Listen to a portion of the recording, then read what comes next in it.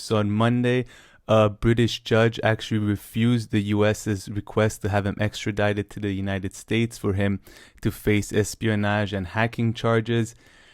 But the mood changed a little bit today when the same judge, however, denied him bail. So if they already rejected his extradition, why would they deny him bail? Well, that's because I guess the US has already launched the appeal, which will they had 15 days to appeal the decision by the judge. So I think that's why he has to stay in prison in the first place. So he would have had to give bail in order to, stay at home right now until the second one gets going, so the appeal gets going, which could have taken a long time. But unfortunately, that is not the case. He was denied bail today by the judge, and he's going to have to stay at the prison. So before we get into the reason as to why the judge denied bail, we're first going to talk about the first decision by the judge to not have him be extradited to the United States, which on the face of it is really good. And at the end of the day, it is really good. It saved Julian Assange from being sent to the United States. However, the reason for the ruling is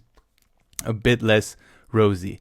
So we should remember that the judge had ruled in Assange's favor, not based on the argument that Assange would not get a fair trial in the US, but rather that the American prison wouldn't be able to stop him from taking his own life. So unsurprisingly, the Americans didn't have too much of a problem with the ruling, you could say. The Justice Department said in a statement that while we are extremely disappointed in the court's ultimate decision, we are gratified that the United States prevailed on every point of law. And as the BBC reported, the district judge Vanessa Baritzer explicitly concluded that Assange should answer allegations that he aided and abetted hacking, theft, and the disclosure of the identities of informants working for the US security agencies. Disclosures that endangered their lives. Adding that in English law, that would be enough for him to be charged with a crime here, and so the route was open for Assange to face trial for the same in the United States. But British extradition law also requires a judge to consider Assange's health. So at the end of the day, the only thing that really saved him was his awful, I guess, mental state after being at the Ecuadorian embassy for over 7 years and everything he's gone through. So yeah, Sam, how did you feel when you first heard the news on Monday and now with the second ruling? Yeah, to be honest, first time I heard the news, I was surprised because from what I heard from the court hearings and the judge, everybody said that the judge was not going to be looking favorably on the case, not looking favorably on Julian Assange. But I guess if you were a legal expert, you may have been able to guess it because it kind of it was the best of both worlds for the judge, as in he kind of agreed with the US legal team while not allowing Julian Assange to be extradited, so making certain groups happy. But the reactions I saw an article by Owen Jones, and I saw an interview between Yanis Varoufakis and British leftist media presenter Aaron Bastani. And Yanis Varoufakis described it as the judge disgracing herself by actually agreeing with the legal points that the U.S. courts make. So I agree with that for sure. I don't think I feel like it was a cop-out, to be honest. Not that I'm sure, to be honest, Julian Assange is, according to all sources, Varoufakis, one of the few people who met him in the last couple of months. They all describe his mental state as, severely deteriorated. His physical health has severely deteriorated, naturally, as somebody who's been pretty much in a confinement for the last 10 years. He's been separated from his family, his children. It was, in a way, I'm glad he's not been extradited, but I'm still not happy that he's not been fully exonerated, really. And I'm glad that at least maybe we are moving to the right direction. But we'll see. Yeah, exactly. I mean, I'm guessing him and his family were relieved regardless of what the reason was. But exactly, I mean, the judge agreed in every single way with the United States, except, I mean, they're in a way, I love the blame. It's like, this guy's suicidal and stuff, so we have to watch after him. Kind of feel like it's, putting like more blame in a way on him, and, the US prison system, they wouldn't be that good, so. Well, now the judge, did not allow them to Epstein Julian Assange, So that's good news, because there's a good chance even if he didn't kill himself, somebody else would have killed Assange self somehow. But it's not unlikely in U.S. prison. But it's a sad story, because even if he does get exonerated at the end of the years, he lost 10 years with his young children. So I don't know how it's at the very least, and he could have long like term health repercussions given sure. what he went through. Okay, so let's go back a little bit. You mentioned one of the two reactions already. There are more, which we'll get into, but I just wanted to get back to today's news a bit. I found one or two funny things. So the judge actually said this. She said that as a matter of fairness, the U.S. must be allowed to challenge my decision. I mean, it's true and stuff. It's just like such a funny statement. But anyway, so she denied him bail today because she says that it's a flight risk. And the reason that they've argued, I believe, that he's a flight risk is because originally when they were after him in 2012 or so, when he was going to get extradited, when they were trying to extradite him to Sweden, right? And Sweden, he was going to face rape allegations and all this. And his fear was that they're going to send me to Sweden. And then from Sweden, they're going to send me in the United States. So the context was totally different during that time. Right now, as many have pointed out, best case scenario is for him to stay in London. His fiancée is here, apparently. His kids are all here. And this is where he's received protection right now. So it doesn't really make any sense for him to go anywhere else. But yeah, that's what it's based on. And today could have really been a third victory for him, because this didn't get much coverage either, but it was over a year ago, I think in November 2019, when the Swedish prosecutors completely threw out his case. Their reason was that, okay, too much time has passed now, so there'll be recollection problems if we're going to bring back the allegers. But at the end of the day, that was a big hurdle. That was a huge hurdle in his way as well, which had nothing to do with all the allegations that he's facing right now. But yeah, today could have been a third victory for him, really, if you count that first one of at least those Sweden charges, whichever way it is, those allegations went away for him.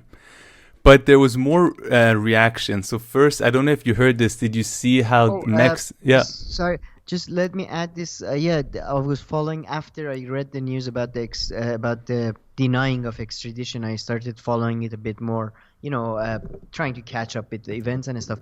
And then I heard they're gonna do the bailout appeal, and I was very glad, because legally speaking, from what I know at least, there was you could have set a very high bail for him, because he's obviously got certain connections and certain amount of money perhaps, but the fact that they completely denied it on idiotic grounds that he has the where's with, they use that term, that he can get out. It's as if they're dealing with fucking James Bond or something. This is it's disgusting. Just about the bail stuff, I was very, very, like, that was just, it feels like they can't do anything, so they try to, whatever is in their, they throw whatever they can, basically. So they're just gonna try to, twist the knife a bit wherever they can.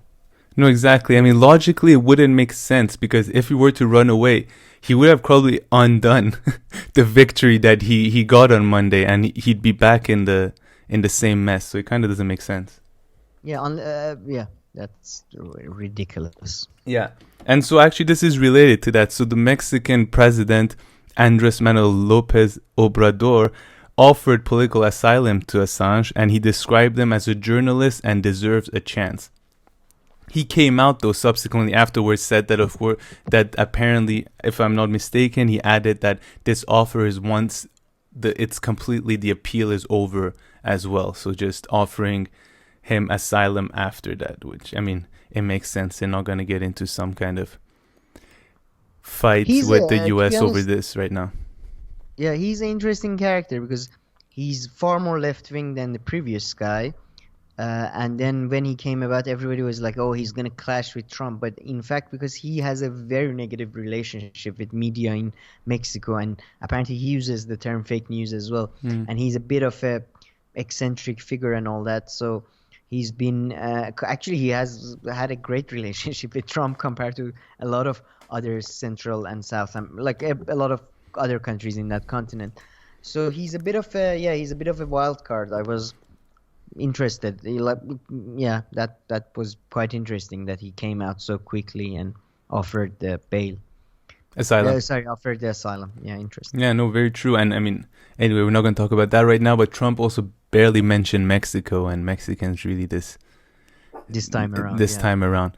But yeah, and then your friend Sam, Jeremy Corbyn, of course, called it good news, My but friend. said but said it was alarming that the judge has accepted US government arguments threatening freedom of speech and freedom to publish.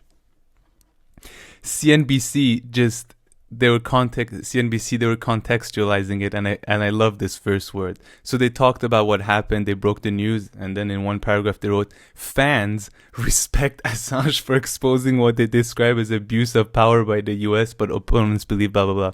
I love the use of the word fans. I've never heard it's He's a supporters. celebrity. Yeah, I know, right? It's supporters.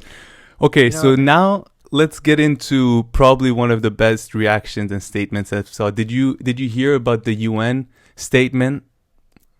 I heard a little, but No. go ahead. No, not the details. The So this is tortures. this is by the UN Special Reporter on Torture, Nils Melzer.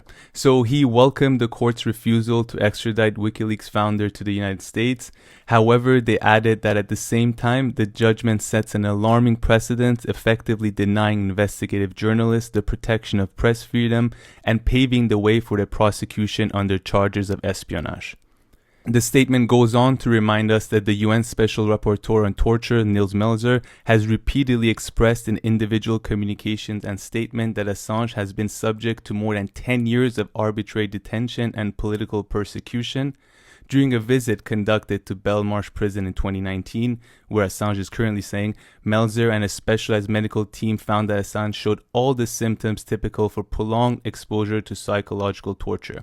Melzer added that the judgment fails to recognize that Assange's deplorable state of health is the direct consequence of a decade of deliberate and systematic violation of his most fundamental human rights by the governments of the US, UK, Sweden, and Ecuador. According to Melzer, the failure of the judgment to denounce and redress the persecution and torture of Assange leaves fully intact the intended intimating effect on journalists and whistleblowers worldwide who may be tempted to publish secret evidence for war crimes, corruption, and other government misconduct. Finally, he added that Mr. Assange must now be immediately set free, rehabilitated, and compensated for abuse and arbitrariness he has exposed to.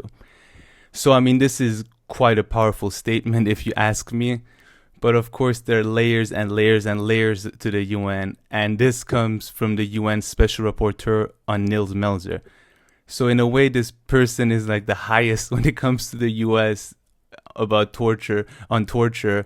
However, besides, I don't know what concrete power he has or anything to change anything except expressing his opinion and putting the right narrative out there. But yeah, powerful statement. And I saw him, he was on France 24. We'll put a link to the video in the description box below. And again, he talked about why he's saying that Assange has been tortured and all of that. Interesting. To be honest, when you were reading that and then you talked about what effects it may or may not have, it reminded me. I don't know if you ever watched the Dave Chappelle show. It was massive during the George Bush years. I highly recommend, by the way, if anybody wants to. He used to do this black George Bush character, and there is one sketch he does which is fantastic, which it's about UN apparently threatening to sanction America, or he says, "Oh, you want to sanction me with what army?" And excuse my French, but he says that so shut the F up and be quiet. So not that I respect, I mean, I agree with their view here, and I think here they're correct. But the problem with UN is it's such a massive, as you said, organization and so many levels of bureaucracy and largely so ineffective when it comes to US especially, that it's just white Yeah. noise to me. I don't know if that's the same guy. I saw something on DW, the German channel, that there was a lawyer. I don't know if he was the same figure, but he was saying the exact same thing, that the records show that he was under psychological torture, which is Yeah. obviously different from what we have in our mind in terms of medieval torture. But yeah, Yeah. I hope these words and reports and stuff have some effects, but who knows? Yeah, no, exactly. I mean, most of the power of the UN is with the Security Council. And that's like a different story when it comes to these kind of rapporteurs. I mean, all they can do is really put out some information and It's facts for largely us. Yeah. it's largely a mediation for Yeah. for global powers. So yeah. Yeah. Especially if we're talking about the Security Council.